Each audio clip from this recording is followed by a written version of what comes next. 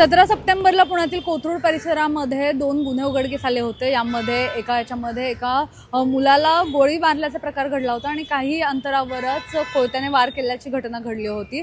आणि या प्रकरणामध्ये निलेश घायवळ याचं सुद्धा नाव समोर आलं होतं। त्याच्यावर मकोका अंतर्गत कारवाई सुद्धा केली। काही दिवसांपूर्वी त्याच्या गाड्या जप्त केल्या आणि आज आता त्याच्या जे बँक खाती आहेत तर ती सुद्धा सीज करण्यात आलेली आहेत। यामध्ये तब्बल 68 लाख आणि 26,000 रुपयांची मालमत्ता जी आहे, मुद्देमाल जो आहे तर तो जप्त करण्यात आलेला आहे।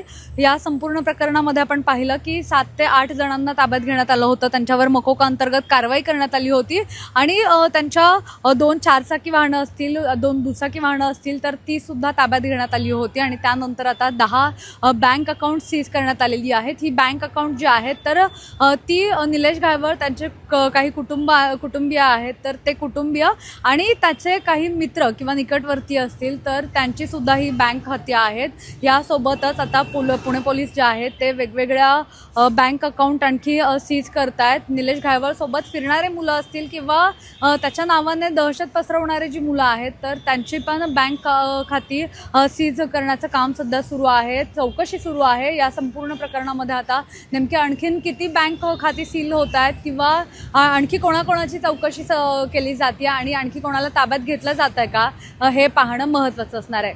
पुण्याहून मोना यनपुरे, सिविक मिरर।